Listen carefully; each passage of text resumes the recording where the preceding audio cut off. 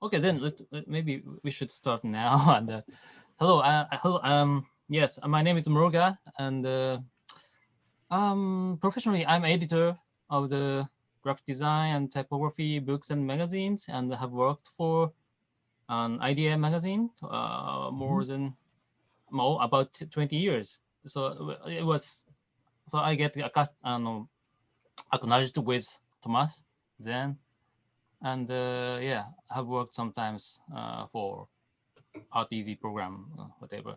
So I was asked by Nakajima-san to kind of as an interviewer to ask you about BDBD, more kind of general introduction, and what its brief history, and some contemporary trend or your comments about the contemporary trends of Dutch bookmaking, whatever. So I know that you are still as a representative of BDBD now. And, yes, I am. Yeah. And you were the how long have you worked for the committee? Or For the committee. Yeah. 5 years ago, and in 2016, I was installed as a director. It's a very small company. Well, it's not a company; it's a foundation. So 5 years, and that is also the time that I met Thomas Castro. And one of the first things that I did was to install next to the professional jury a student jury. And I was very glad to meet Thomas because he really was enthusiastic about the idea to bring the future generation of bookmakers in contact with the already renowned makers. So we know each other as well. And in that time, I think Ilko, we've met each other then, but maybe before as well. Probably. I don't know. Yeah. So 5 years, and but I know the foundation much longer. But that's So you have worked as an editor or director? For director, not editor. No, no. I'm much more the person who coordinates things than.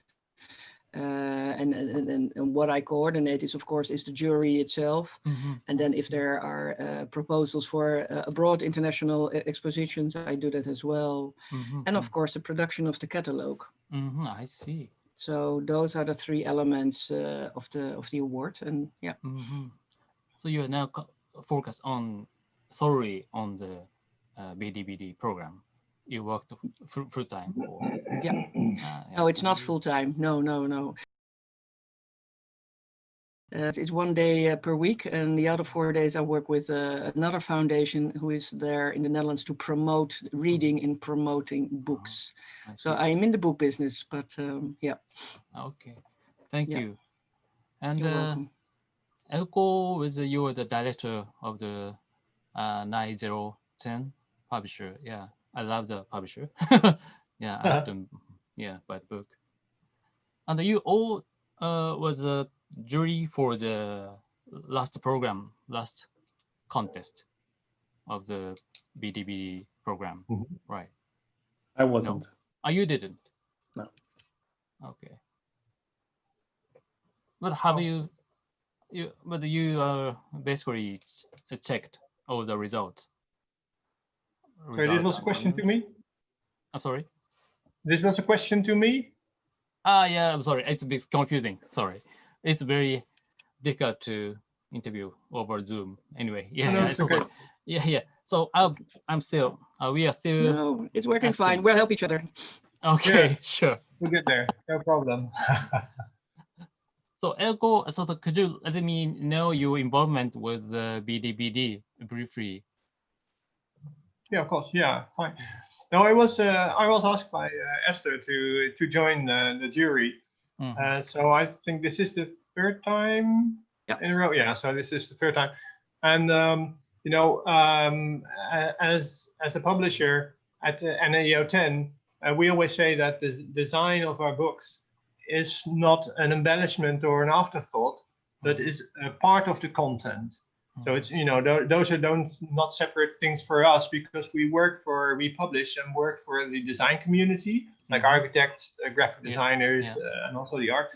So I always worked in a field where the design of books was a serious business, was content, had meaning. So when I got asked, you know, it was just a sort of a celebration. You know, it was really like going to a party. You're being able to review like 300 or 400 books that are so wonderful and so diverse that, you know, it cured my every thought that, you know, books are, you know, are in this internet age are, you know, are done for or anything like that.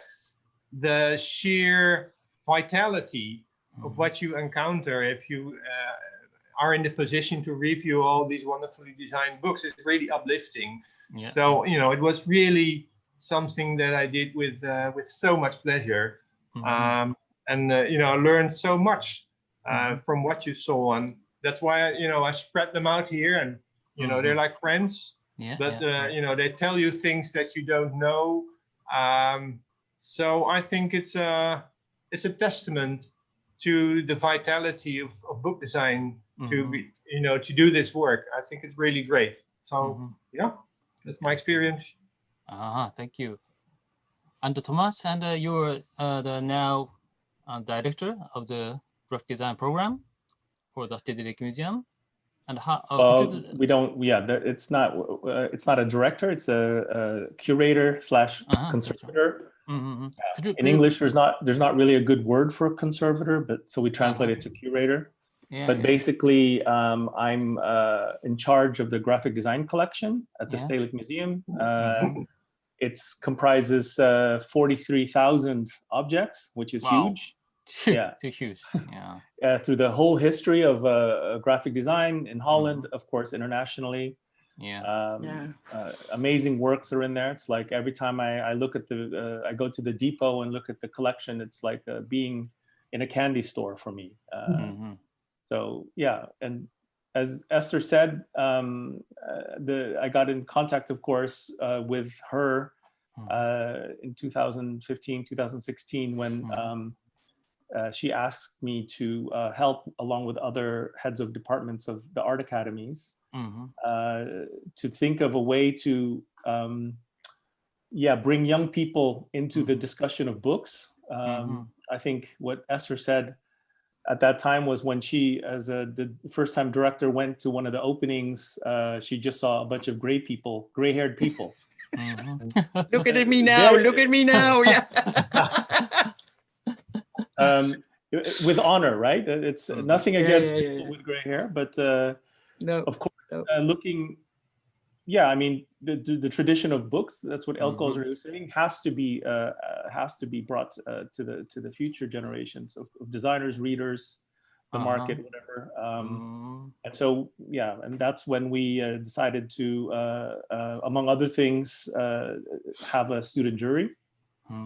But also as a designer myself, we entered books before, or we've had books selected in the selection. So I'm pretty familiar with the best book designs competition. Urago-san, maybe I should explain. We have a jury with five people, and they represent different fields of the graphic industry. So we have two designers, we have a printer. And in the last couple of years, we also have the seat of that's filled with, it's for the Stedelijk Museum. So Thomas will be on the jury the coming years. And we have to think about how long or whatever, because every jury member can only be 3 years in the jury because we want to have it switched. Something like that. So Ilko, it was now your last time, unfortunately, but that's how it's worked. So Thomas will be one of our jury next year. I'm very glad. So I see. So BDBD has a quite long history and tradition. And as you just mentioned about the younger generation, so how the organization or the prize had been let's say recognized or perceived as some kind of a general impression. It's more kind of more old or long and gray-haired community, or I'm of course, I know there's many new young talents, upcoming designers involved in the contemporary prize. But could you let me know how the kind of brief history and how it was established in the society? Yeah. Of course. Shall I tell a little bit, a short history of how we started? Yeah. Because it was already in 1926, and it was initiated by the designer, Mr. De Roos, Sjoerd De Roos. Yes. Yeah. You know him probably, and he awarded with his jury 50 books because of their aesthetics and their craftsmanship. And craftsmanship, you could say, about good technical production. And in those days, there were two purposes, or two goals, purposes. It was to educate the public what a beautiful book was, and probably more important, to stimulate publishers to make better and more beautiful books.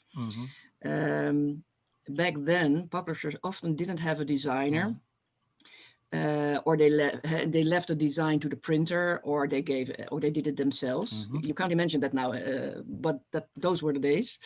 And De Roos had a vision that the book needed really good typography and that it was made by a professional.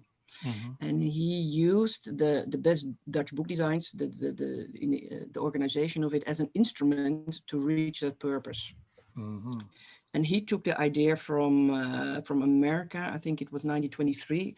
They hold a similar competition with 50 books. So he took over that example. Oh, really? But it was the main purpose was to inform the public what a good book was. So it was really a kind of educational purpose, and of course the publishers.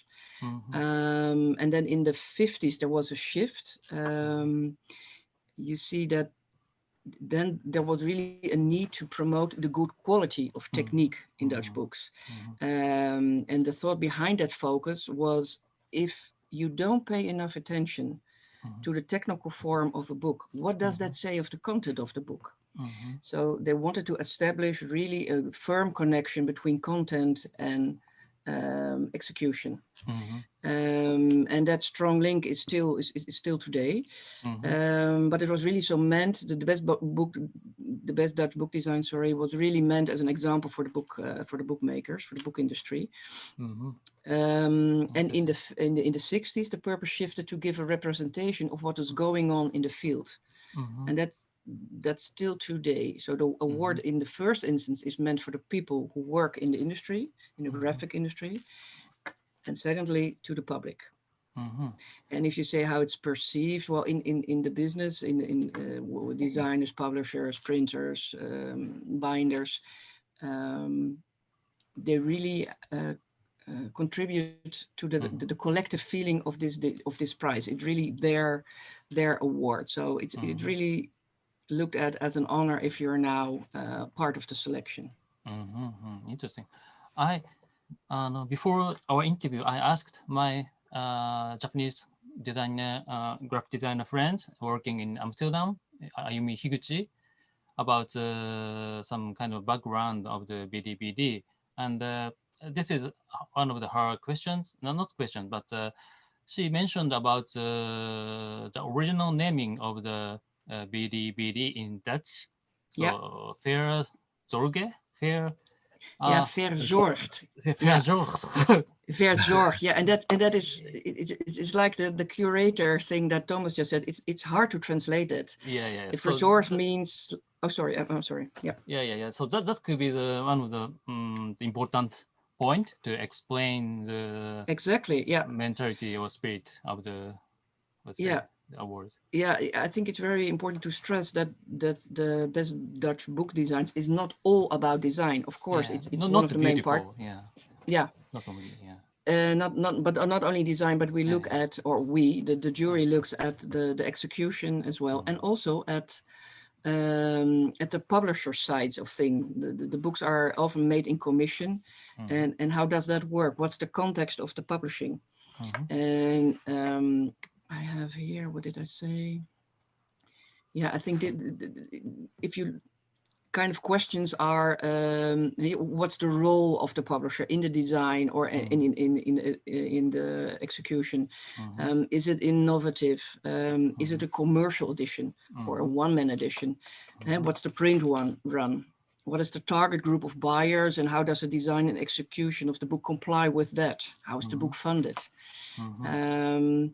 Did the publisher take daring decisions? If I look at the last jury reports, often a remark that you see from the jury is, it's so daring for this publisher to make this book, to bring it out there. So that is taken into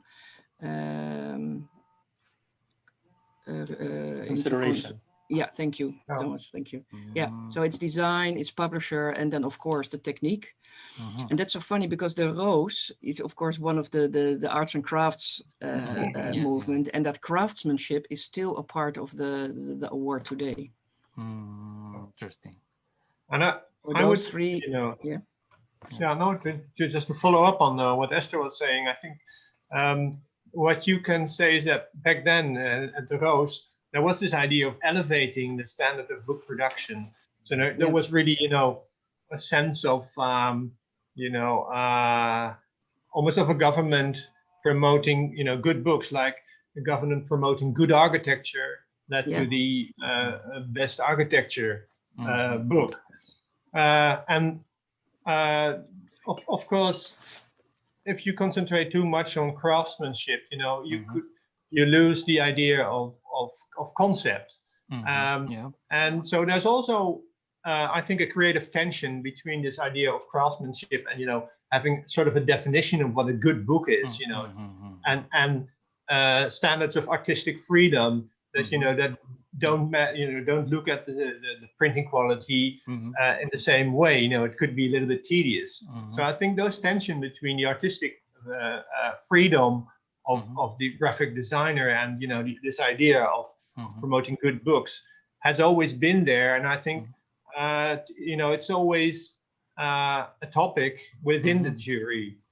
You got people that are pulling the side of artistic freedom, and if it's not properly bounded, I don't care, because it's such a strong concept. And on the other hand, of course, there are also technical people like a printer who really will look at the binding of a book and and make a judgment on that. And I think those two elements are really a constant source of positive tension. It's the main part or the essential part of the discussion, isn't it? Always. Yeah. That's why it's so interesting. It's interesting. I think for me, it's also one of the most important things to understand about this this book competition, or it's actually not really a competition, it's a selection, you can say, is that because nobody really wins, you're selected for the last that last selection of 33 books, 30 to 33 books. But for me, the most important is this idea of this holistic approach to a book, right? So it's what Esther and Elko said. You look at the design, you look at the production. Basically, you look at all the facets that make this object exist. I would even say that for me, it as a designer, for sure, the publisher is important. But even before that, the writer or the initiator of the book, whether it's the author, the artist, the curator who initiates the book, is as important as well, because without this interesting in-house, how do you say that, content, it's really difficult for a designer to do something about it. So it's this holistic approach to this object that it has to be readable, it has to be a good object in your hand. I think one of the things that I really liked about the jury report is their kind of dismissal is a big word, but they were really critical about the selections that they called paper porn. So that a lot of, let's say, well-designed good designed book competitions are just concentrate on this, how many papers can you use, like what kind of crazy bindings can you use, all these things, which it doesn't really make for a good book. No, exactly. It makes for an interesting design object, but is it a book? So I think that's, to me, as a designer, what is a really interesting thing that sets apart this book selection. Yeah, I was very impressed to read the comments, your jury's comment about some criticism on the trendy book binding and some fashionable typography. But we can agree. So there are many manualism, or there's many methods, experimental methods, and now shared and very common today, and they very like to use it sometimes. So I'm also sometimes invited to work as kind of jury for the design prize, but the discussion mainly focuses on some kind of formal criteria of the book design on the aesthetical aspects. So my question is how you could, I didn't know how you actually discussed over the prize selection, and how could you let me know some, let's say, actual situation, or how you proceed the selection? Okay. Yeah. Yeah. Well, there is a formal element, and maybe Esther can follow up if I don't represent it correctly. But there's a huge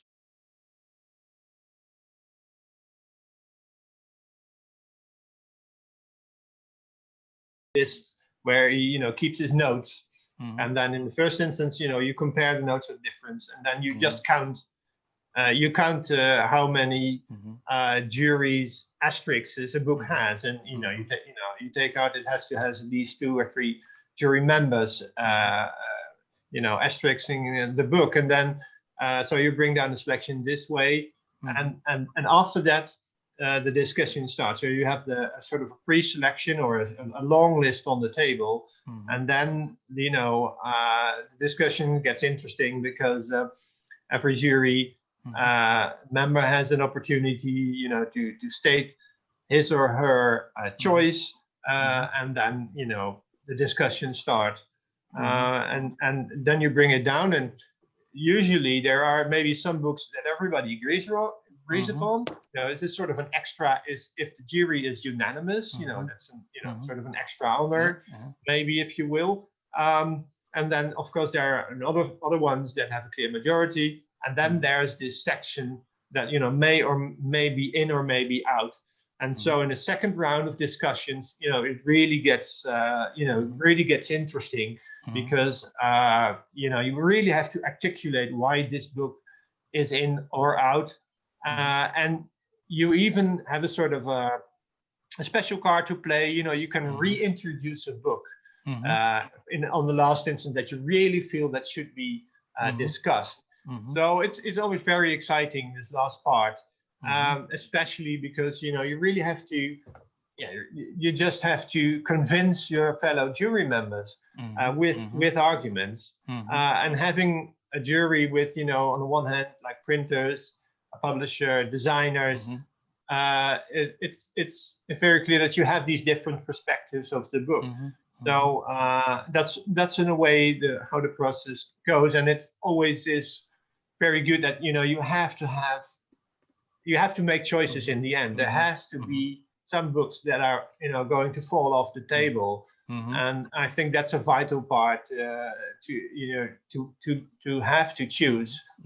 Means that you have to articulate your arguments. And that's in a way how it goes. I see. And when I was mentioning that these 2 aspects of artistic freedom and craftsmanship, you could say that's the horizontal part of a cross, and maybe the vertical part I think is also very important in best design Dutch book designs. There's more or less the commercial scale, you could say. You could take an artist book, maybe in a print run of 20 copies. That's the one end, and on the other hand you could use like a trade paperback made for millions. And because you have to allow, you can't have every paper, you can't have every choice if you're producing really a mass market book. So that's the other tension. You have to discuss those types of books, and I think that's also very much an essential part of the prize. And I think it's also, as a publisher, I think it's very important to take the target audience, the public, into account. Because personally, I'm sometimes, you know, if you make a book for so little amount of people, you know, what's the relevance? I like it when there's not every option available technically, but you still want to reach a very good wide audience with excellent design. What can you do? And I think that's really interesting. So you know, you always see those two scales come into play in those discussions. I see. Interesting. And also, how you let's say there are some 5 or 6 categories, or so depending on the, let's say, an art book or some business book, or there are some, let's say, division of the groups. Yeah, there is a division. We have some categories, but they are mainly to get some focus for the selection. It's not that every category has to be represented. So if children's books is one of those categories, but if there are not well designed or well produced children's books, it's not going to be there. But to have categories in the first instance, it forces the jury as well to think in that commercial scale that Ilko was talking about as well. And of course, it's for the people who are submitting their books that they see, okay, well, it's a whole wide range that we're looking at. So it's not only about art books. It's about the book production of a whole year. So and what's going on there? What's you know, that's the thing. It sounds rather very difficult to judge all the categories of the books. Maybe I could only do for the art and design books or photographs. So maybe it's very, So it's quite interesting aspect of the hours. But sometimes you see trends in the in the art books. You see them coming back in a different kind of category, or the other way around. So that's very interesting.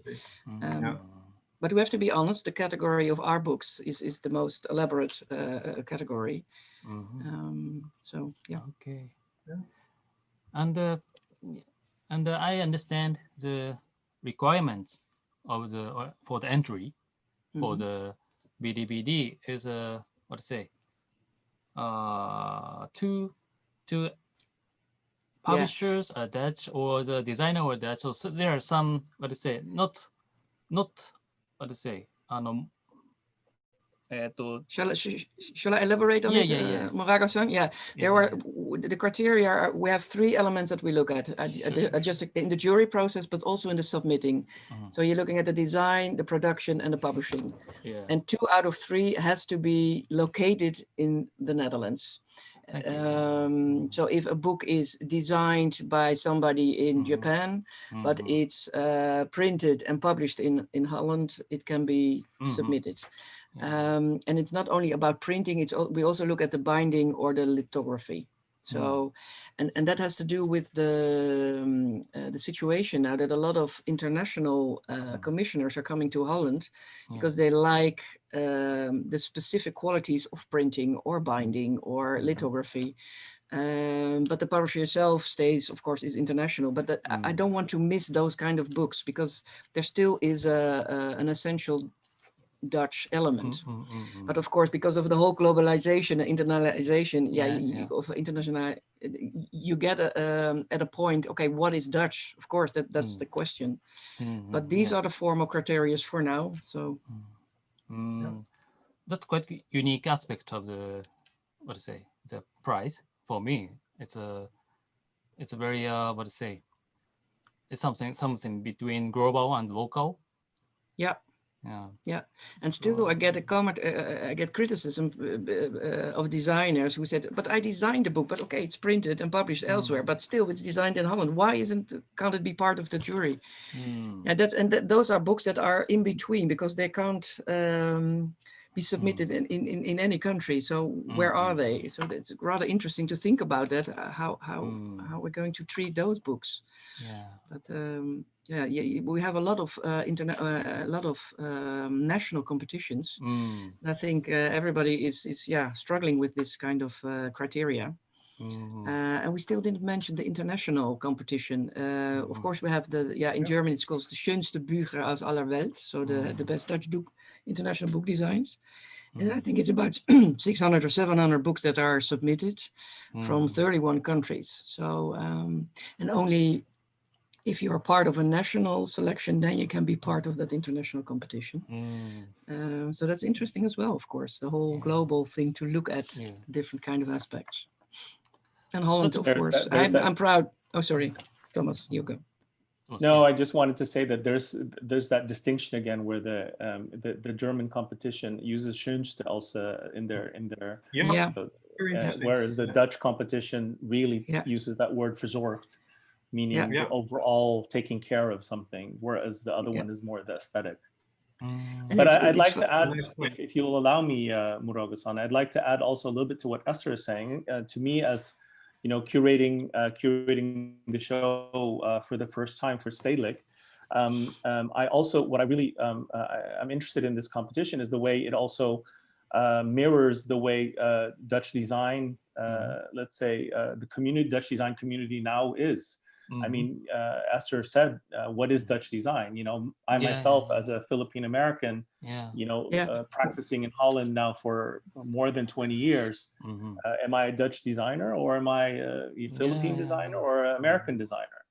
But when I look at the selection, it's amazing to see that there are so many people who have either studied or through you know, their working in Holland have decided to settle and start a practice in Holland from wherever they're from. And now we're part of this selection. You know, so I see, even for the first time, I think, and maybe Esther or Elko can correct me on this, but I see other languages, not only, you know, Western European languages, but I also see Chinese and I see Japanese in the selection. Japanese, I see exactly one of my favorites, and I see also. A lot of designers from different parts of the world who are now practicing in Holland, making up the selection as well. So it's not only, let's say, you know, this idea of the white Dutch designer, but it's a multitude of voices that are being heard now in the book industry, but also in the design industry. Thank you for your comment. That was exactly I really wanted to ask you. I read your mind, Muruoka-san. It's coming to us, Did you remark that as well, Elko? Because you were 3 years now in the jury. Do you see, this trend as well? Absolutely, and in two ways. You see, like, you know, I held this book up because, you know, this Dutch Japanese artist going to Japan and exploring some topic there, and you know, I got another one, which is a Japanese graphic designer that is settling in Holland and tries to read the Dutch culture and the Dutch ways. So you got this merging of migratory streams and people going, you know, Dutch people going out and other people coming in, but also in terms of subjects. You see there's globalization in the subjects as well, exploring, you know, exploring migration, exploring international subjects, exploring identity. So it's very much, you know, not only a phenomenon within the design community, but also, you know, in the subjects that you encounter. So I'd like to correct you a little bit, Elko. That last book is from a Chinese designer. Oh, sorry. Yeah, Chinese. You're right.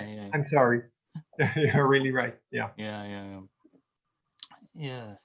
Thinking about the history, it's been 400 years of Dutch-Japanese relationship, I think, when Japan opened the doors to the overseas. So it's quite a long tradition, by the way. Okay. And Urago-san, can I ask you something? I'm also curious how you or Japanese designers look at the Dutch design. If you say Dutch design in Japan, what does it mean? For what kind of associations are around that term? Interesting question. Yeah, it's What? Dutch design is somewhat kind of mystified, or what to say. It looked maybe many young Japanese designers follow the trend of the global trend, which started from that designers, I think, or some Dutch designer, maybe not real actual Dutch design, but some kind of imaginary sphere, I think. It's often, it is not only in Japan, but it's much more global trend, right? Use of the, what's it, design like Carol Martins or something like that, the big bold typography and what to say. It maybe you should check the I forgot the name of the American graphic designers who wrote about the article about global style, not international style. International style, in contrast to the international style in the 60s or 70s, now we are facing the kind of global style in after 2000 or 2010 with much more, what to say, use of the maybe something next to the postmodern style, but it's much more common trend in Korean designers or Dutch designers or American designers. So yes, the Japanese designers, so somewhat young designers not so much aware, but they follow the kind of Dutch trend, I think. Well, Thomas, can you elaborate maybe, because you had a lot of students from, I think, Japan probably, and other Asian countries. Yes. What are they wanting? I think suspect to find in Holland. What do they want to learn if they're coming over here? To find magic, the magic. Okay. I think Moroga-san is. Are you talking about Jeff Keedy? That's right. Jeff Keedy's writing article on global. I mean, I do think we have to be careful now talking about this idea of global style, because I think with kind of the the notion that we understand now today,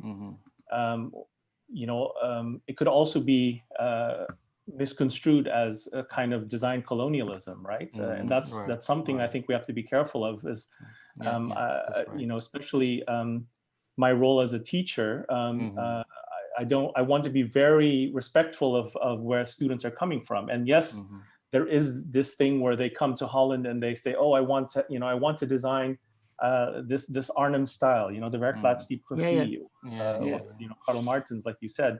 Even I was one of these people. I came to Holland because I really I really appreciated Karl Martens' work in the late 80s and early 90s. But I think it's also important now to look at the diversity that we can find in design and different cultures, and say, maybe this Western grid is not the best grid to design in other languages, and maybe these grotesque or Gothic fonts are not the best fonts to choose, for different purposes as well. So I think we're past that moment in design history where the West have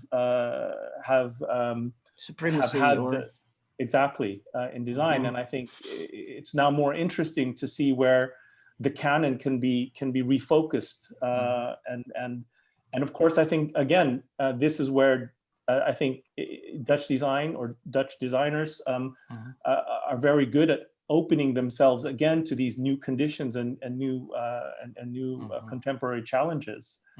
And so the discourse within the design schools and I think creative schools in general, and the creatives in general in Holland are very open for these conversations.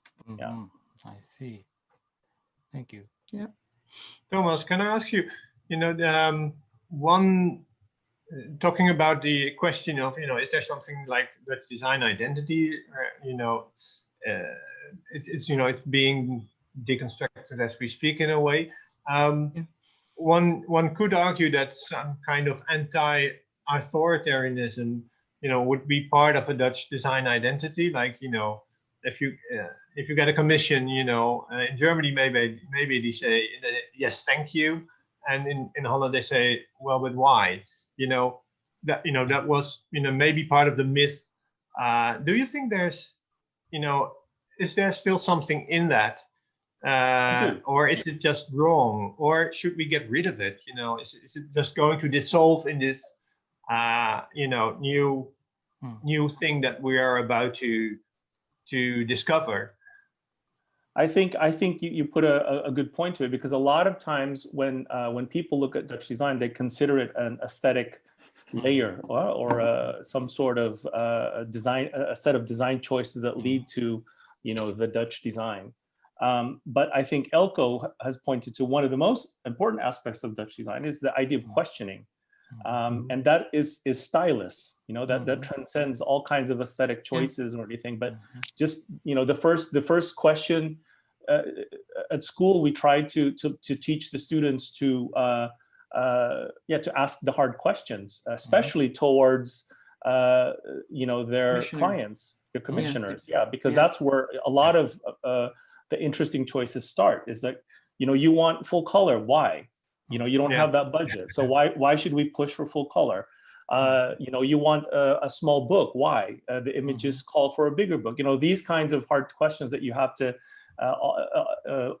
in a way argue it out, with your client. And so this very Dutch notion of being argumentative, of being very discursive in a lot of things, and just questioning why things are, I think is part of this notion of what you could call Dutch design.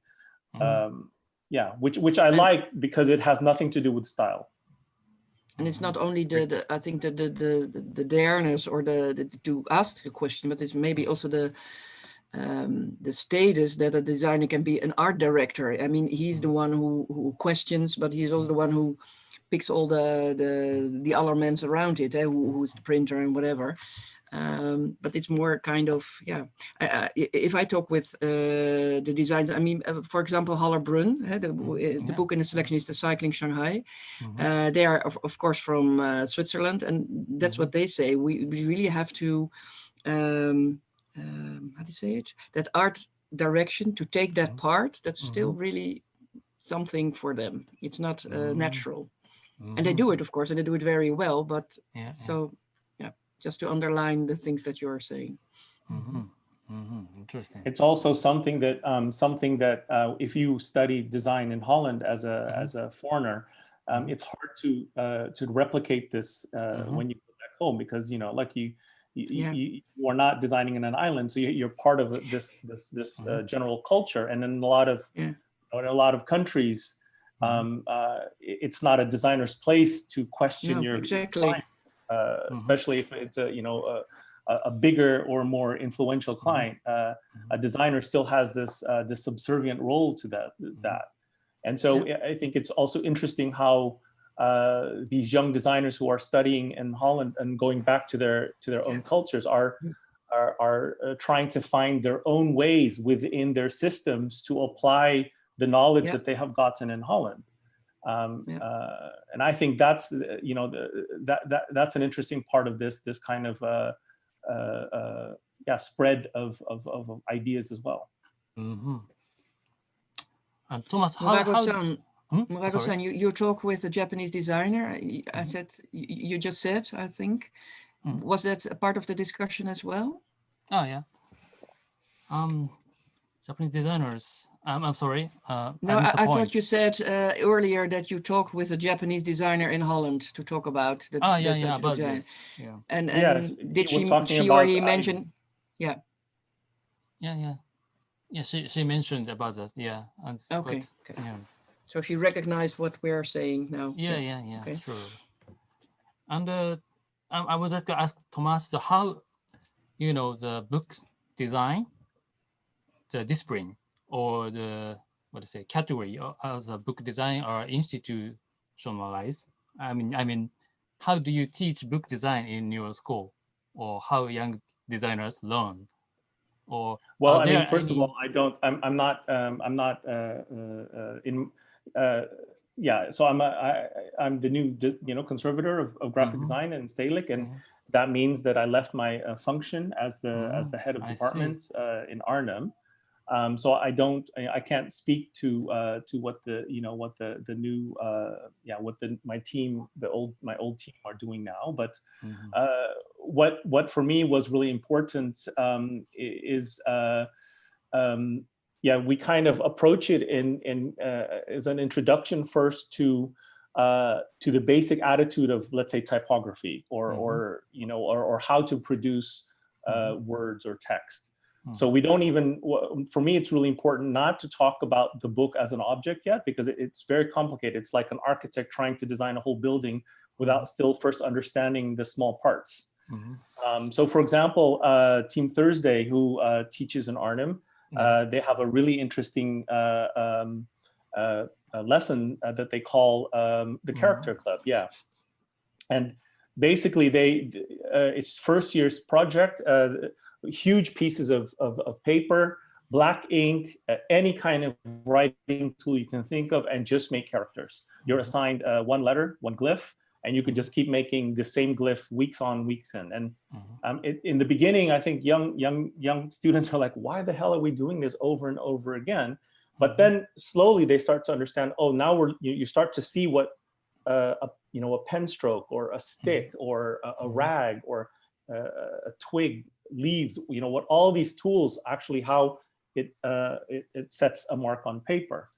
And then slowly we build that up. So I think in the second year, then somebody like Jeremy Janssen, who's also was in the jury this year, then takes it over and says, okay, so now let's talk about conceptuality, paper. What does paper choice? How does that what are the concepts that you can do because you make a paper choice? What does offset paper? How is that different than glossy paper or calendared paper? He has a lesson called the 5 obstructions, where based on Lars von Trier's 5 obstructions, he basically gives each student a random set of 5 obstructions that the student will have to try to design something. So it's like, okay, it has to be a certain size, using this paper, using only this font, using this binding style, and it can only be one color or something like that. And so then it teaches the students to look at all these different aspects of book in a conceptual nature. Interesting. I want to begin again. My God, I would love to do this education, to have this education. What am I doing here? Yeah. Geweldig. Interesting. In Japan, it is very hard to become a professional book designer because there are only not so much, let's say, position for become some kind of proper book designer. I mean, employed by the big publishing company or the kind of traditional book publisher, right? But young people found the book as a new form of, media or self-representation. And of course, now you can make a book more easily, or is it much DDP and some more easy and cheap reproduction technique, or the printers. So that could be why the younger people are much more and more focused on the book as their own media. So they start their own self-publications. So how that kind of this could be not only in Japan but much more, let's say, global trend. Yep. And how that kind of trend are reflected, or how I'm curious. My simple question is how you observe the contemporary younger generation's design trend on the book design. What do you think about the any change of the book design or book making in the last 10 years or after post-internet generation? I think that Thomas and Eelco can elaborate more, but the thing that I notice is the love and the wish to comprehend the craftsmanship again. So and you see a lot of young designers self-publish as well. And of course you see also, I mean, not the young designers, but older designers who start their own publishing company. So those are really trends from the last, I think, decade. Yeah. But maybe Eelco and Thomas can elaborate. Well, I would agree, Esther, and I think one of the things that we saw happening in the last 10 years is that as information becomes more digital, books become more physical. So you get, if you look at young designers, they're really excited about having an opportunity to make a printed book. So they really explore, and dive into these possibilities. If you got a sort of an appetite for binding styles, for paper choices, for printing, for ink, because in RGB you could also do so many colors. So it doesn't translate well in the screen, but this is a fluor color, and it's not for nothing. They really explore all the possibilities that you have within a physical book, as opposed to everything being digital. And that's one of the things that I see, and that I think it injects a burst of energy in bookmaking from really young people, and also a sort of shared sense of excitement about these possibilities that are not digital, that are not about screens, but are about physicality, about paper, about bindings, about ink, real ink. I think that's what we're seeing. Yeah. And by the way, now it's a true, very, very valid point of Esther to mention that we're seeing also a trend in publishing where artists and designers become publishers. They're going to self-publish books. So self-publishing, I think it's also very an important aspect. It has to do with freedom of speech. Everybody can be a publisher, and I think that's a very important thing. So it means that that the entry level for publishing, there is no entry level. Everybody can do this. So the most outrageous experiments you can do if you think you can find enough people to buy your books. So and the really interesting trends, I think, that we're seeing for a large part come from these self-published, and of course there as some of these people really start doing good businesses like Roma publications, for instance. They're slowly moving towards real publishing, like towards maybe mainstream. If we wait for another 10 years, maybe they are the establishment, and there's new people coming up. So yeah, but those are the trends that I'm seeing. Yeah. Thank you. Thomas, can I add something to that? I think that what I really love about the selection this year is in the extension of what Eelco was trying to say, is that when you look on one side of the spectrum, you have these like amazing institutional, huge, big budget books like whether it's from Joost Grootens, the grand project, the grand project, and the book from Irma Boom, the Rijksacademie, the Rijks Museum. Rembrandt. But on the other hand, you have these really tiny, simple books that were done on small presses, Riso machines. Eelco showed 2 of them already. The Japanese book from Ayum Gucci and from Chen Zhen, the book about her lunches basically at the studios that she's working at. So I love this spectrum where the jury is also still encouraging young designers and young publishers to say, hey, in this competition, you have a chance against these major names, because it's all about like the creativity and your vision, and so One of my favorite books in the selection is the Van Vera Glückers, the Riso. I think it's only an edition of 100. The threading book, Ilko. Do you have it there? Yeah, yeah. Maybe it's nice, Thomas, to let it show. Yeah. This one? Yeah. Okay.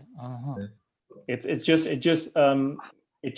exudes, you know, professionality on one hand, but personalness on the other. And I love this, that this is standing next to the major publications like the Richard Prince book from Coma, which is like layers and layers of production values on top. Yeah. But still, it's nice to have. I think you need the context, also of the big commercial ones. Sure. Yeah. No, but what I'm just trying to say encourage is that, the younger ones. Yeah.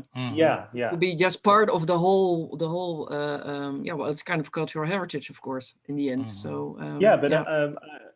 I was walking around the exhibition a couple weeks ago, and I saw, you know, I didn't have my Stedelijk Museum badge, so I was kind of just one of the visitors. And somebody was mentioning that book, the black and white book from Vicky Caro and do I pronounce it Soji or Soy? Yeah, Soji, yeah, Korean. That one. And it's saddle stitched, super simple, one color. And somebody was saying, why is this part of the best Dutch book design? Yeah. But that is funny, again, like Thomas, because the content, go ahead. Oh no, because I got criticism, of course, from different kinds of people, and the one end is the one that you're talking about. From why is this in the selection? And on the other hand, of course, the people from the other one, the commercial books. Why this? Why is this so innovative? And I think it's very good to have the discussion in the jury, and then, of course, that the public discusses with each other and the industry as well. Yeah. I think you need, you know, to take a metaphor from another industry, you need independent films in order to push boundaries. These small productions can be a little bit more daring in their choices. They have smaller budgets, they have smaller production runs, so so they're able to experiment a little bit more. I think one of the reflections of, you know, the current idea of young people in terms of what Elko was saying, you know, this digital age, is, for example, the use of super black inks or triple tones and duotones, and you know, there's a whole generation of designers used to looking at black from a laser printer or from an inkjet, and of course, as we know, offset black is not that black. But there's a confluence now of all these books that are super black, and I don't know, I can't prove it, of course. Elko, you can maybe say a little bit more exactly about that, but I have an idea. It's because, you know, like, people aren't used to this kind of normal black anymore, and they just want to pump up the colors more and more to kind of go against what they're seeing on their phones and on their computers. Another thing that let me finish. And then, another thing that I noticed is something that the jury mentioned about using lighter papers, you know, and you know, these amazing folding styles. And to me, that has to do with making a book dynamic. You know, like the book is being forced to compete with, you know, with YouTube, with social media like Instagram, with TikTok, and a book in itself is maybe just a static tectonic object, but using these transparent papers, using amazing folding styles, you make a book very dynamic, and it becomes an animated object almost in the hands of the public. And I think that's another trend that I can for sure, you know, like say related to the digital, you know, digital and social media trends of the youth. Yeah. Go ahead, Elko. No, I couldn't agree more with what you're saying, Thomas. It's really interesting. I would say that the black ink, from maybe to me, falls into the category of you know, having the opportunity to explore with inks like fluor, like, you know, like blackness, and no doubt that they're used to other kinds of blackness, and you know, they're exploring this.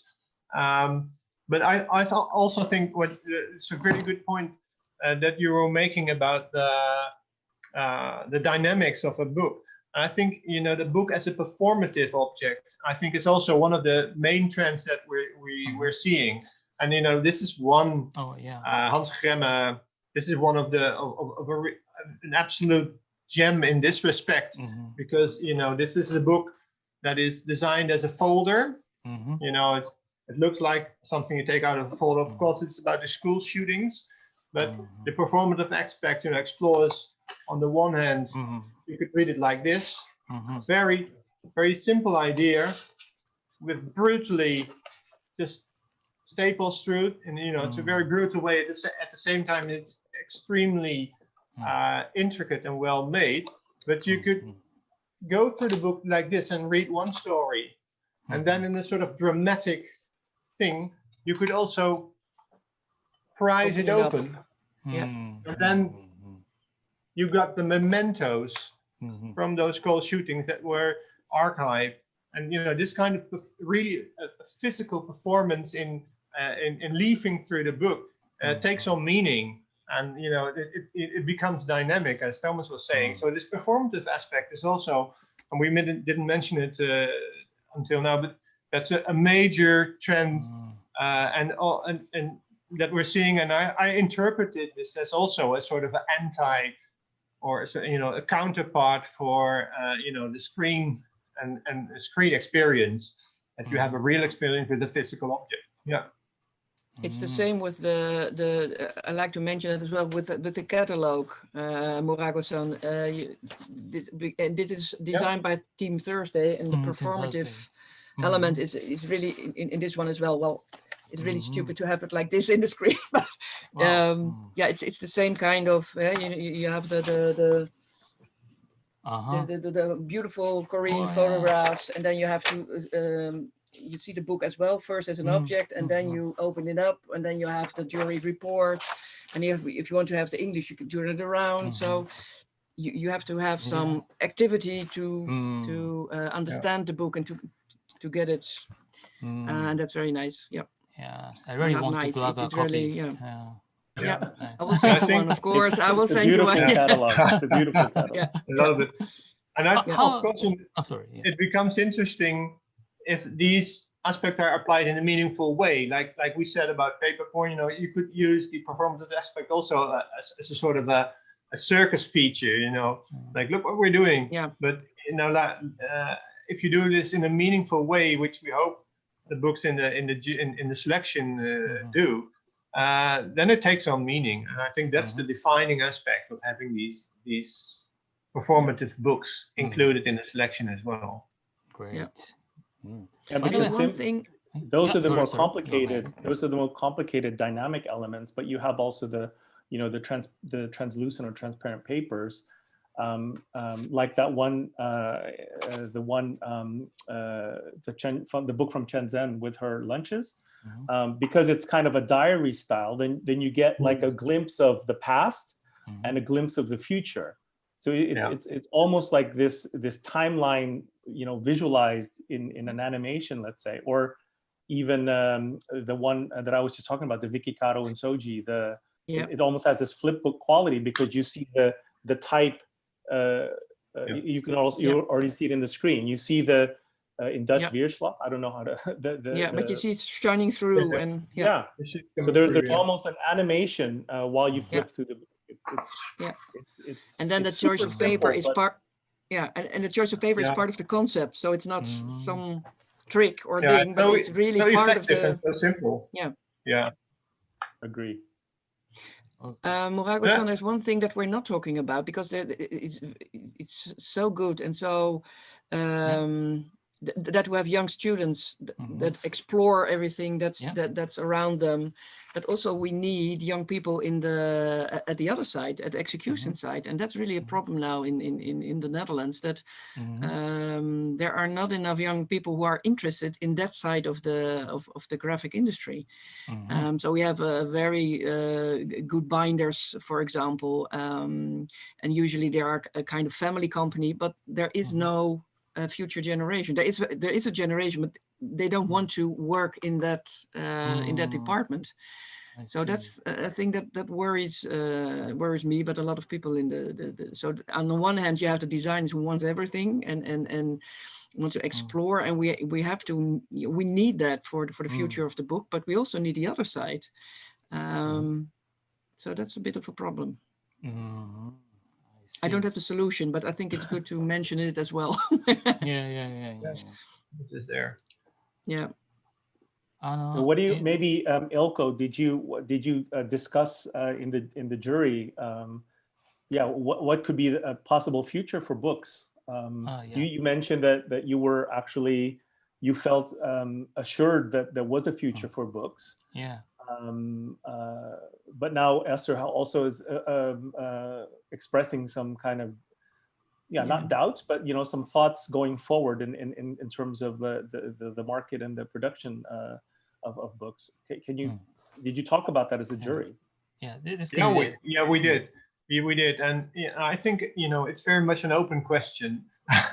So I absolutely wouldn't know. But what's encouraging is to see really young designers exploring all these aspects of bookmaking. On the one hand, and on the other, there is the concern that there are a lot of elder printers that don't have people who want to take over because printing business is in decline. So that's a concern. In terms of what the future of the book, it's a very nice question, but I think what you can say is maybe from my experience anyway, is that we had this idea of a sort of a crisis, let's say, maybe 8 or 10 years ago. There was this feeling. I was really, at parties, people would go over and say, "Oh, I hear you're a publisher. Poor guy. You're still doing books." No, I'm not kidding. It was like 8 to 10 years ago, and then it didn't happen. Where there is ebooks, but there are still physical books, and so there was this idea of what we're seeing. It's sort of maybe even sort of a revival, a reappraisal of physicality of books, and that's where we're here now. But I really have this. It's not static. The situation. It's really evolving. And I just don't know. I really don't know what in 10 years' time will be the position of the book. I honestly, but I'm really curious to find out. But I don't know how your students are looking at this, Thomas. Are they still, signing up for being for wanting to be a book designer, or do they want to have it in their portfolio, or is it just this 1 or 2 quirky students that that do this stuff still? Well, I think it's like just like any population demographic in a student population, you have people that gravitate more towards the analog design. You have students that gravitate towards digital design, and I think it depends on your kind of like your point of view, your interests, and things like that. But for sure, it's not a dying theme. This idea of book design publications, it's actually more it kind of like it gets more interesting because kind of what Esther was saying in the beginning, publishing is getting easier. So you can print, use like a lot of these laser printers are so good now about printing, or you can even print white in a lot of these laser printer. So you have all these amazing printing techniques. The Riso can print really well. And then binding, you can buy binding, you can cold glue a book really easily. So a lot of students are using a lot of these techniques in their own experiments. But I think for me,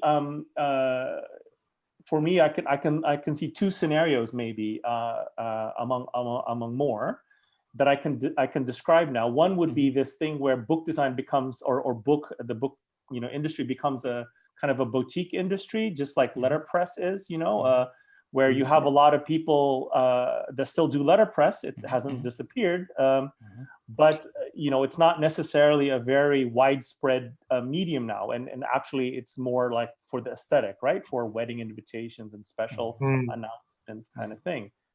So it becomes this cottage industry, but that's not what we want the book to be. On the other hand, you have another trend towards this kind of craftsmanship. So you see this in coffee shops. The baristas are, like basically looking at every aspect of the coffee, how to extract the beans, how to grind, blah, blah, blah. But this has taken a very wide acceptance in the public. So we have actually an overabundance of coffee shops now, and it's very still accepted by the public. So I'm wondering which direction the book will take, whether it become a cottage industry that just starts operating in the margins, or does it go into this other side where it becomes almost like a thing for artisanal experts, but then still has a connection with the public in general. One thing that's remarkable is that a lot of younger people, vloggers or influentials or whatever, who do all their daily business digital, that they still want a book to talk about their efforts or whatever. So as long as we have that aspect, as the image of the book, that you want something tactile, whatever, as long as that is still around, that feeling, and that is around, I can see it now in all the lists of books that are published. I think that's encouraging, but still, Maybe one thing to add. I think I agree. Yeah. Maybe one thing to add that might be interesting is the position of art books and photography books, and I mean artist books and photography books. One of the things that in this crisis 8 or 10 years ago, the Dutch government, in its art subsidies, scrapped the publication subsidy, reasoning that everything is digital. We want to support the artists, and these publications are they're not the future, so we scrap them. And with one stroke of the pen, as a photographer, if your artwork was going to be a photography book, not a book about your work, but a book that is the work, you were out. You could, and as a painter, you could do like a sort of an art project, a painting, and apply for subsidies.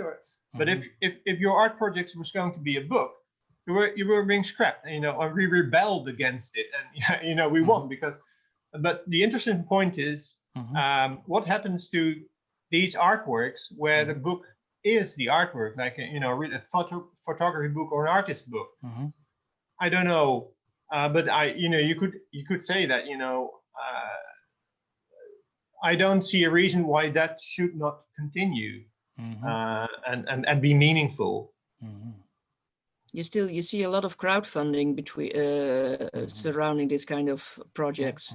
Yeah, and I think that's a very nice trend as well, because then you involve the public beforehand instead of I think this book is important because of I think it's important, and let it go out there and see if it's true. But now you get a whole different kind of process. I think that's interesting as well. So And I think a couple of years ago I was in a jury examining student work from the photography department of an art education, and you got the category of single photographs or series of photographs, and photography books was a category of its own.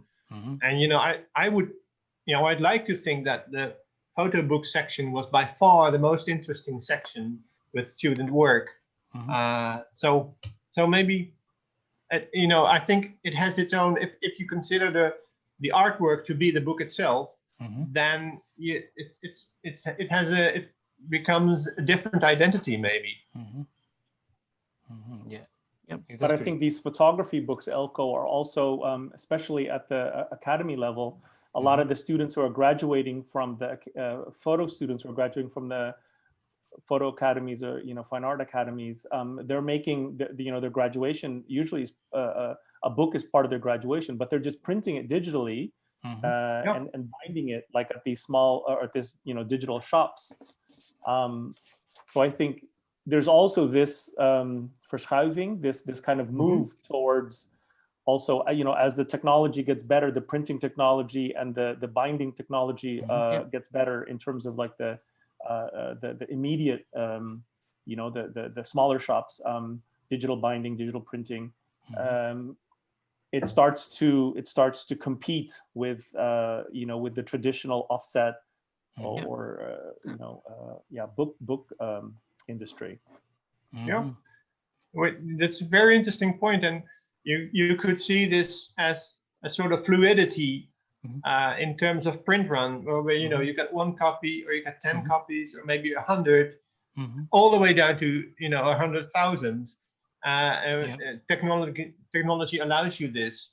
So that's a really interesting point for me as a publisher as well, because you're a publisher always traditionally thinks in print runs, and we are as a publishing house moving away from the idea of a single print run towards the idea of an audience and how you reach that and in which ways, because with maybe a single copy photography book that forms part of an art project. By the way, that's also a trend we're seeing, that books are part of a larger art project. You could reach maybe a huge audience with its digital representations, with reviews, with talks like this, basically. So when you stop thinking in print runs and start thinking about audience and reach and how you reach the audience, the book also gets on a different position. And that's from a publishing perspective, one of the most important trends that we're seeing. So we're really, as a publishing house, concerned with curating this environment of a book with the aim of reaching an audience with a certain message or topic or content. And the book forms part of that, but it isn't like we're going to reach 1,000 people because we're making 1,000 books. That is really gone, that idea. It's really, maybe we can reach 100,000 people with this one book, with this one copy. That's good. This idea of print on demand, then, you mean? Yeah, that's also, it's very funny. It goes against every traditional idea of a publishing. You have to calculate your print run. If you're wrong, then you could overprint or you're being out of stock. And with POD, it's just one copy, one customer, and you go along. It's very funny. Yeah. Would a print on demand book ever make it to the selection of best Dutch book designs? Oh, I wouldn't know why not. Only I would say that technically the POD machines are very limited. In terms, you got like 3 types of paper, 3 types of binding. That's it. So if you really would go for an 100% POD produced book, it would be very difficult, I'd say, because you just can't elaborate in terms of inks or papers that much. So it's so limited. It really has all you have to is graphic design. But I wouldn't count it out. But I would say, if there's a nice publishing strategy or an art strategy behind it, like a direct connection with the people that are ordering the book, of people maybe influencing the kind of book that you get in POD, then it becomes interesting. That would be, would be maybe an exciting thing to explore. Actually, how could you tell me about the proportion of the entries of the BDBD books? I mean, are there many small print run editions, limited edition books, or let's say, or there's much more major mass published books, or what could be the proportion? I think we because we have these categories. You see, you're shifting. Oh, sorry. Yeah, like this is like children's books. Obviously they're large print runs, and like the Rezo print, like this was, I think, was 100. So I think we really had wanted to explore the whole spectrum. So I think it is really from tens of thousands of copies to 100 or even less. And it was really a wish to at least have all these kinds of books at the table, not exclude like artist books that are under 100 copies. We wouldn't want to exclude them, and we really want to examine the mass-produced books as well. We really wanted to present and to evaluate the whole picture. Yeah. Okay, thank you. But maybe Esther, you can discuss a little bit. Yeah. Know that Thomas, that you have different rules, I think, for student submissions as well. Yeah, we have everybody who submits a book, Murago-san, has to pay a fee. Yeah, I think it's a small fee, but anyway, you have to pay a fee. And we would like to have the students as well to send in their publications. They can do, and we usually need, if you submit a book, we usually need like 7 or 8 copies. And with students we make a kind of exception, or at least we tell them, if your book win or is part of the selection, then you have to produce a couple more, because we have exhibitions abroad or whatever. But I think we can win there, Thomas. There is still not a lot of student submissions. The other way, I think 3 books now of the selection, I think that's the first time that 3 books are from an academy, and so made by students. Yeah, this rule. Or do you mean actually something else? No. This is what I mean. But I think also that the idea behind that was to also, have the students, if they have print-on-demand books, that they are allowed to, print it in, to send it in. Yeah, because and to be part of the main discussion, because that I remember that was the thing that you said, and I think that was very good.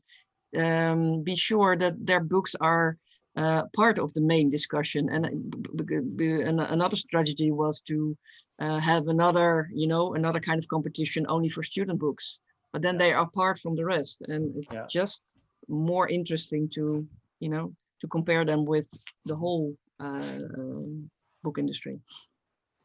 Okay, thank you for all the great discussion and comments. And we are maybe it's about time to closing our discussion towards the end. So maybe we could lastly talk about some future prospect of the BDBD or the book design in general, or whatever. Maybe we just discussed now, but yeah, we just discussed it. Yeah. But how about the next year's program? It's still what to say? Are there any difficulties in judging? I don't know if that well. Oops. Esther's camera is. It's frozen. Yeah. Sorry, is something wrong? Your connection is a bit choppy. Frozen. Oh, okay. Well, I don't have much. I don't have much to add. We're going on. Of course, for me, the problem every year is, do I have enough budget? Because of sponsoring, and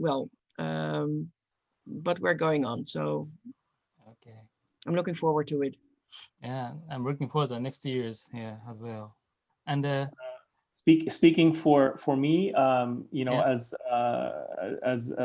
representing the Stedelijk Museum, the best designed books, the best Dutch design books have been part of being exhibited at Stedelijk since, I think, 1932 or something like that. So it's one of the, I think, if not the longest running recurring show at Stedelijk. So I think it's important to know that there's always going to be a home for the best Dutch design books at Stedelijk. I think as a curator, I think I'd be interested to also, in the next edition, to see how we can also present the student jury selection. I think that's for me, a very interesting development, in the sense that on one hand, you have the professional selection and the other hand, you have the student selection who are selecting from the same group of 300 plus books, but the selection is slightly different. So it's interesting to see what the young designers, what their interests and their kind of provocations are. There's of course a Venn diagram where there's a lot of overlap, but like borrowing Elko's axes, I think that's an interesting axis from one end of the spectrum, from the professional jury to the other end of the spectrum of the student jury, and to see what other kind of selection that they would come up with. So that, I think that would be something for me to look forward to next year, to find a way to include the selection as well somehow. Okay, thank you. And maybe what I would say, looking forward, is I would hope that the design community, like young graphic designers, and that's also what we try to do as a publishing house, doesn't shy away of tackling the big subjects of our time, and like what we're seeing, like identity, migration, all these topics that are really relevant to people, to address these in book design. I think that's an important, maybe an important ingredient for a mix that would stay away from this boutique industry that Thomas was referring to, and being able to stay within relevant. To stay relevant, to stay within the society, and be a part of relevant discussions. And basically, it is what we're seeing. And as a publishing house, I'm really looking forward to publishing these books, and I think that's still possible. Okay, thank you for all the great discussions and yes, comments, and yes, I hope there are many audience here, but now we are only, so now thank you for your audience. Rago-san, thank you for your questions. Yeah, thank you for asking.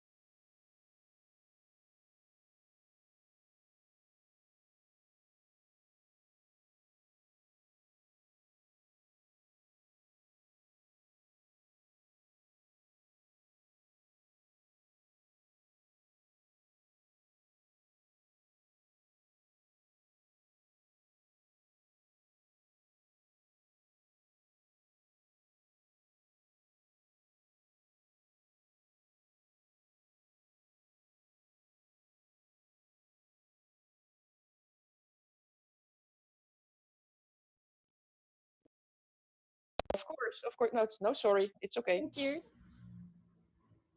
We are now taking in soon. Yeah.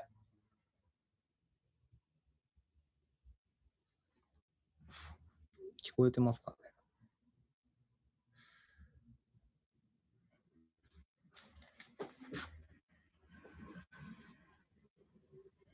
これで音が出てないと多分トラブル。なんか今入った。Estelle, could you talk something for mic checking again? Yeah, mic checking. Test. 1, 2, 3. 3. So yes, now it's working. Thank you very much. Sorry for this. Okay. So we'll start again, maybe. Can we? はい、じゃあすいません、もう一度改めてスタートさせていただきます。すいません、失礼しました。今日なんですけども、オランダから今リアルタイムで、ベストダッチブックデザインの代表の、エステルさんにお越しいただいております。今日よろしくお願いします。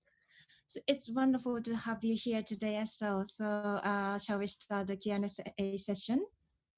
Yes, we will. I'm very honored and hello.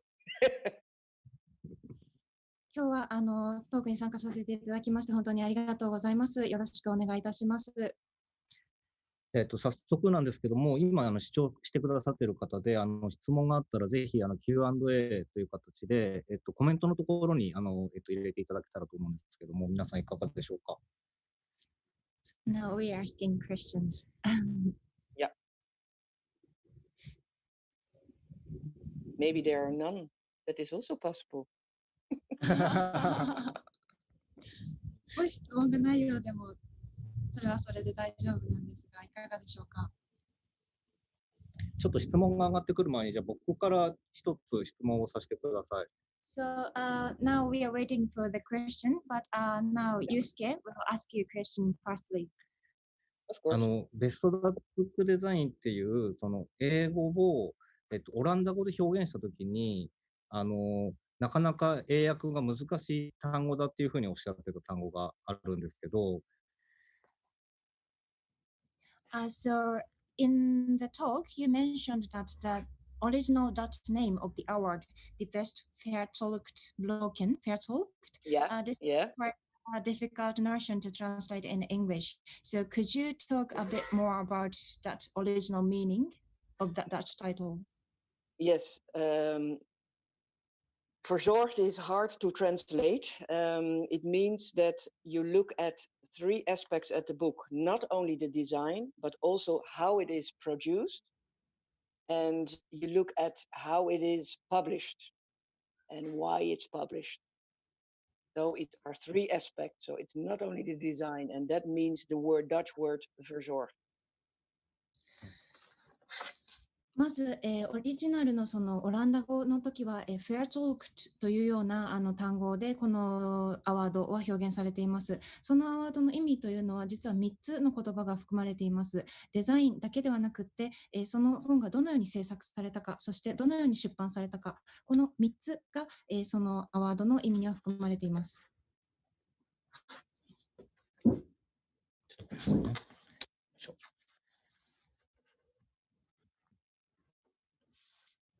質問が今、2つくらい来たので、じゃあ早速、質問をさせていただこうと思います。まず1つ目が、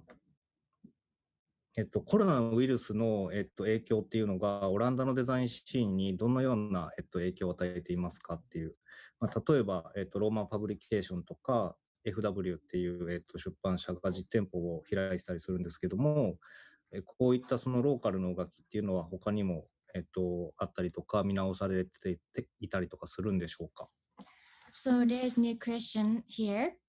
And could you tell us about the influence of the COVID-19 to the Dutch design scene?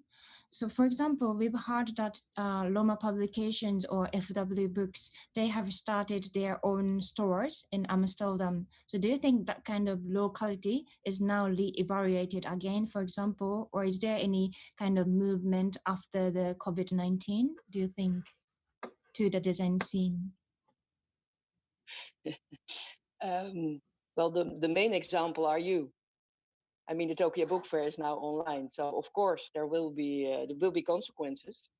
And I think that Roma and FW are very innovative thinkers, and yeah, I think there are more possibilities, more hybrid forms to interact with each other. そうですね、もちろん、コロナウイルスというのはオランダのデザインシーンでも影響はあります。ただ一つ顕著な例としてはその東京アートブックフェアがバーチャルで開催されているということ自体が、非常に顕著な例なんではないでしょうか。そして今例に挙がったロマンパブリケーションズであったり FW ブックス、こうした出版社や本屋というのは非常にイノベーションに満ちた、人たちですよね。そういう意味で彼らのような可能性のある、活動というのはこれからもどんどん生まれていくと思います。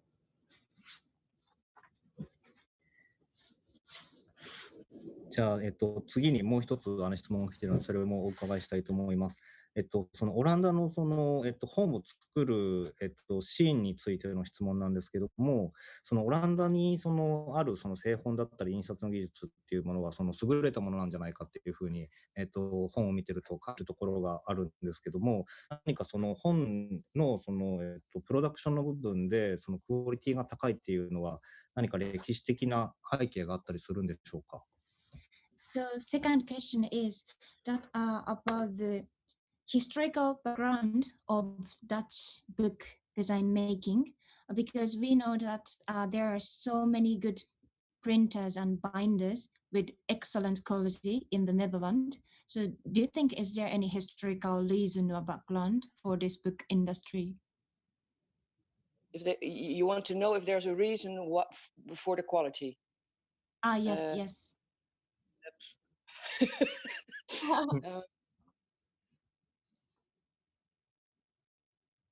Well, of course, the Netherlands have a very long history of bookmaking. But I don't really know why the quality is that good. I know it is very good. And I can see that a lot of people from abroad, a lot of international people are coming to the Netherlands to use that quality. But really the reason, I must be honest, I really don't know. I'm sorry. それでは質問にお答えさせていただきます。確かにオランダには素晴らしい製本ですとか印刷の技術があります。で、これを求めて海外から人たちが来るっていうのも事実ですね。しかしながら、これにどういった歴史的な背景があるのか、それは非常に答えるのが難しくて、この場ではちょっとお答えするのが難しいです。申し訳ありません。Yeah, and I can add that we have a very lively book market because we have there are so many books sold. So there was a lot of how do you call it? Room, a lot of room to develop and to be innovative. So there was money. So that probably helps as well. So if the book market is okay economically, then of course you can expand. And you see now the book market is going down. People are getting older, and this is really the problem in Holland, that there are no future generations to set forth the quality. Do you understand what I'm saying? Yes, yes. Yeah, okay. So, 先ほどの回答に少し付け加えて回答をさせていただきます。というのも、オランダには非常に素晴らしい本のマーケットがあります。なので、本がよく売れるんですね。そういう経済的にマーケット、市場が豊かですと、その本自体が発展したりですとか、イノベーションが起こったりする余地があります。そういう意味で、オランダでは市場もありますし、本の技術というのも発達してきたんですね。しかしながら、今、本の市場というのは少し低下する傾向にもありますし、そしてその本の業界を担っている人自体が少し高齢化しているということは問題です。なので、将来の世代がいないというのは私たちにとって少し問題ですね。あともう一個ちょっとこれも僕からの質問になるんですけども、オランダの本のなんていうんですか、作る時の座組を見ていると、デザイナーの役割っていうのがすごく大きい印象を受けるんですね。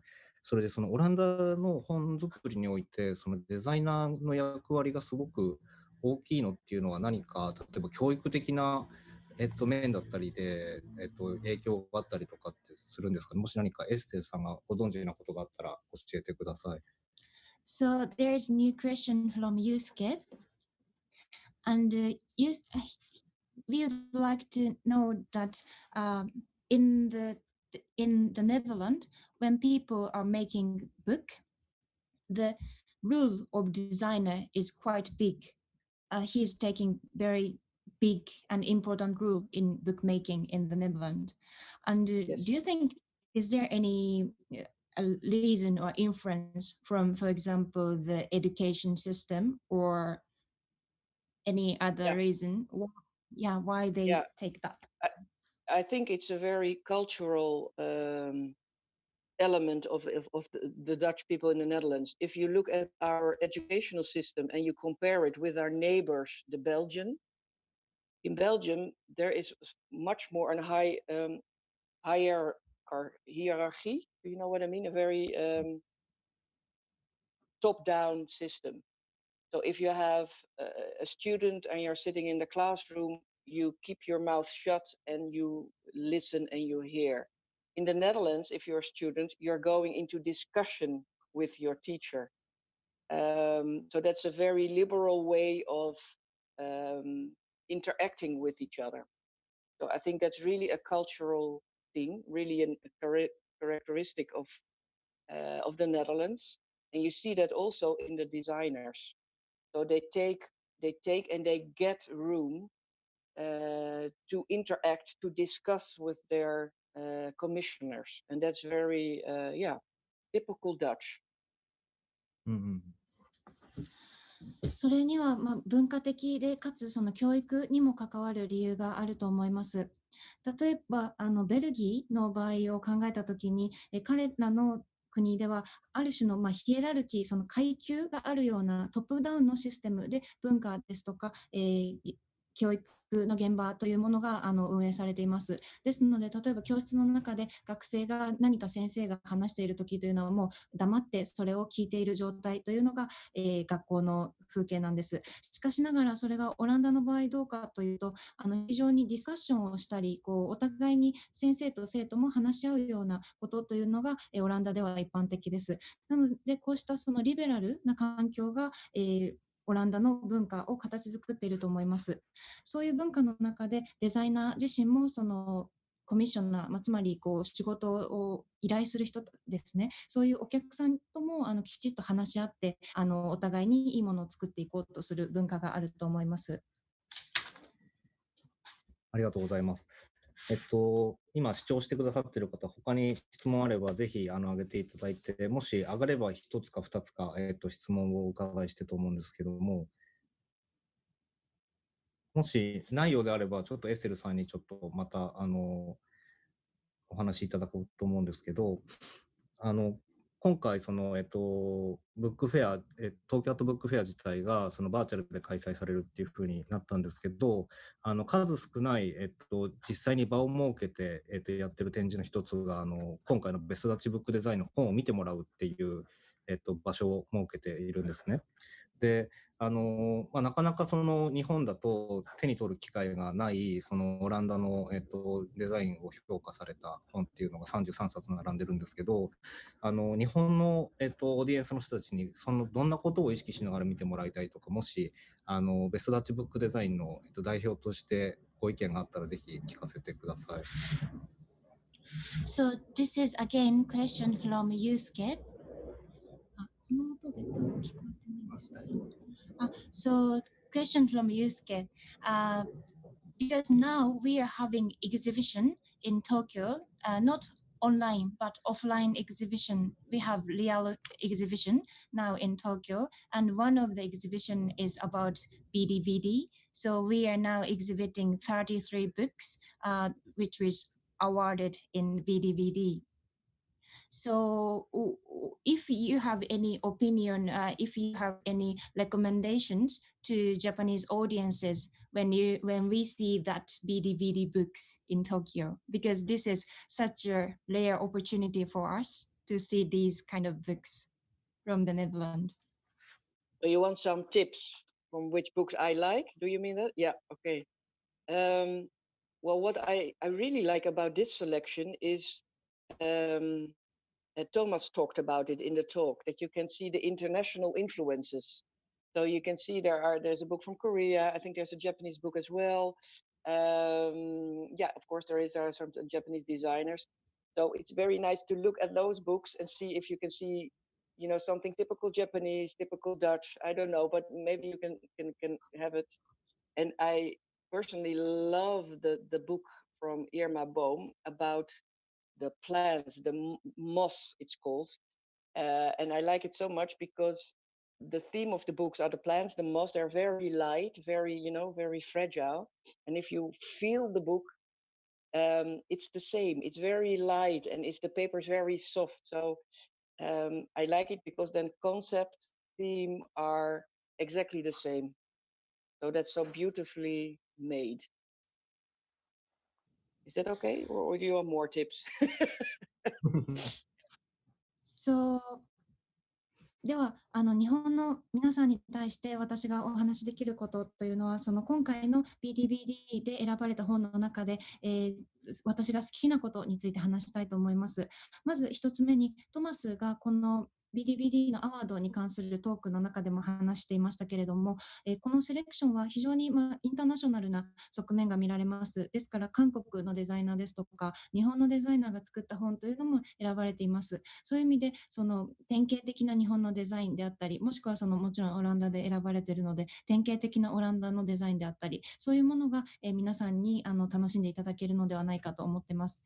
中でも私がすごく大好きな本が一つありまして、それがイルマ・ボームさんがデザインされた苔をテーマにした本ですね。で、この苔をテーマにした本というのは皆さんご存知の通り、苔というのは非常に繊細で柔らかな質感がありますよね。これがもうまさに本で表現されているんです。で、こういう意味でそのコンセプト自体がそのその苔というコンセプトが本そのもので表現されているところが、私がこの本が大好きな理由です。そのイルマの本は僕実はその僕がポットって本をやっていて、そこでぜひ売りたいなと思って版元に仕入れさせてくれっていうふうに連絡したんですけど、部数が少ないから卸ができないから直接買ってくれっていうふうに言われて結局扱えなかった本です。なのでもし気になった方いたらちょっと、展示してる場所で、本の詳細載ってるんで、ぜひウェブサイトから直接海外から購入してもらえたらなっていうふうに思います。Actually, the book you talked, made by Ilma Bohm, this is really wonderful, and Yusuke wanted to sell it in his shop, in his bookstore. However, that book is quite rare, quite a small print run. That is why the publisher could not allow to sell it in post. So now he's recommending to the viewers to maybe check it in Tokyo Art Book Fair exhibition, and also try to buy it online from the Dutch publishers. I don't think it's for sale anymore, because it's also made by a very individual, how do you call it, a private foundation. So here you can see that the commissioner is very important in the book selection, because this is a private foundation. It has a lot of money, so it can give the designer all the possibilities to explore, to use very special paper, special ink, etc., etc. The other side is that it's a very small print run, so it's not for sale. そうですね。その本はもしかすると売り物ではないかもしれないんです。なぜならその本を作った依頼元、その本を作った著者というのは民間の財団のようなものでして、なのでその本は売り物ではないかもしれません。こういうようにその本を誰が作ろうとしたかというのは実は本にとってもしくはデザイナーにとって非常に重要なんですね。なぜならこの私立のプライベートな財団が作ったからこそデザイナーに対して非常に特殊な紙ですとかインクですとかを使うような可能性が許されたので。あと今視聴してくださってるから質問が来てるんで、最後にこの質問を聞いて今日の Q&A を最後にしようと思うんですけども、エステルさんから見てそのアートブックだったりとか、そのアートブックのデザインというものに対するなんだろう、注目度が高いエリアっていうのはどこだと思いますか？もちろんオランダもその一つだと思うんですけども、国際的に見てそのブックデザインというものに対しての意識が高い国っていうのはどこだと思いますか？ So this is the question from one of our viewers today. And this will be our last question in the session. What do you think the most or more enthusiastic area, which focuses on book design or artist book? Do you think there's any particular area in the world that they are more interested in books or art books? I don't think I understand the question that good. Do you mean that another country that really loves artist books, or sorry, Yes, can you repeat again? Yeah. So do you think is there any regions or countries which has quite strong interest in book design or artist book?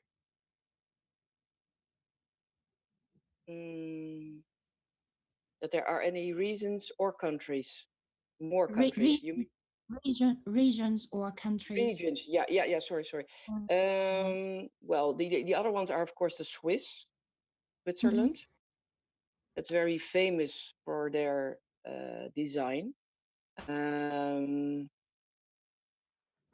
Yeah, and of course in Asia a lot is happening as well. I mean, from Japan, things are coming from China. People are really ambitious to look beyond the boundaries that they know. So of course they're very traditional, more traditional in Asia, but they're really, and that's so nice to talk with Asian people too. Yeah, Asian people, I mean, it's a whole it's not a region, it's something very big, but yeah, to be very curious about what else can be done in book design. But if you look in Europe, yeah, I think it's Switzerland is the other, yeah, that's very important country for us as well. We look at that country for our examples. Is that an answer to your question? Yeah, okay. その質問にお答えしますと、まずヨーロッパの中ではスイスがやはり非常に本に対して、またブックデザインに対しての意識が高いです。で、もう一つのエリアでいうと、アジアというのも非常に今、ブックデザインとかアーティストブックに対して意識が高まっているところだと思いますね。特に日本ですとか中国ですとかはそういう国です。で特にアジアの人たちというのは何か境界を越えるとか今までの限界を超えるようなことに興味を持っているように思うので非常に楽しく思っています。はい、ありがとうございました。今日、大体、平均して多分20人から30人くらいの方がずっと視聴してくださってて、このトークは記録にも残るので、これからまたたくさんの人が見てくれるんじゃないかなと思います。今回本当に展示へのご協力、トークへの参加ありがとうございました。So, thank you very much for your time today. And this video on YouTube, now people are watching, maybe 20 or 30 people are watching this film, and it will be archived on the YouTube, so people can enjoy, Japanese people can continuously enjoy this movie.